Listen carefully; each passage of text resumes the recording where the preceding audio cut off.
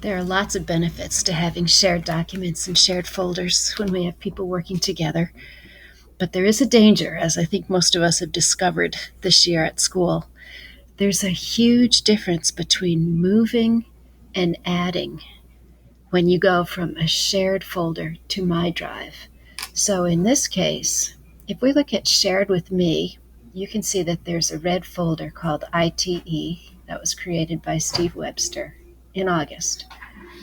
Okay, it's in Shared with Me. That's something I'm going to need to refer to all the time, so I want it in my own drive. And look over here, it shows that it is located in My Drive.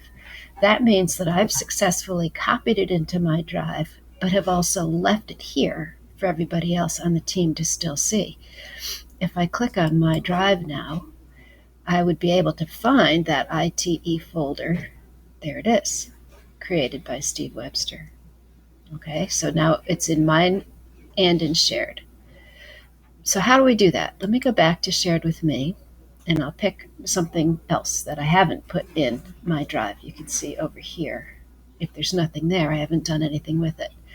So let's say I want to copy Karen's peer feedback, because she did a really cool thing with peer feedback using forms, and perhaps I'd like to keep that in My Drive as well. All I have to do is right-click on it and change Add to My Drive. And then it lets me decide which color I want to put it in, or which folder I want to put it in. Let's say I want to do it here. I click Move, and now Karen still has access to it, and I still have access to it. If I had just tried to click and drag something from here into My Drive, so if I expand My Drive here, and I just try to click and drag this over here, which I won't do, John, don't worry, that whole committee would have lost access to it. So clicking and dragging is the same as moving, which is really removing. Whereas if you right-click on it and do Add to My Drive, you're copying it, and then you don't bother the other people that you're working with.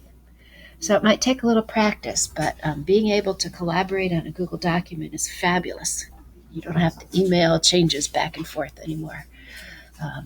But use it with caution. Google is great with popping up messages, error messages, saying, are you sure you want to do this? Because if you do, other people won't be able to see it anymore.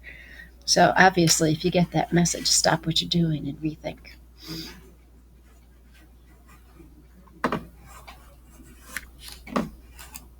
Sorry, I can't find the stop button. My mouse isn't cooperating, but that's the end of this.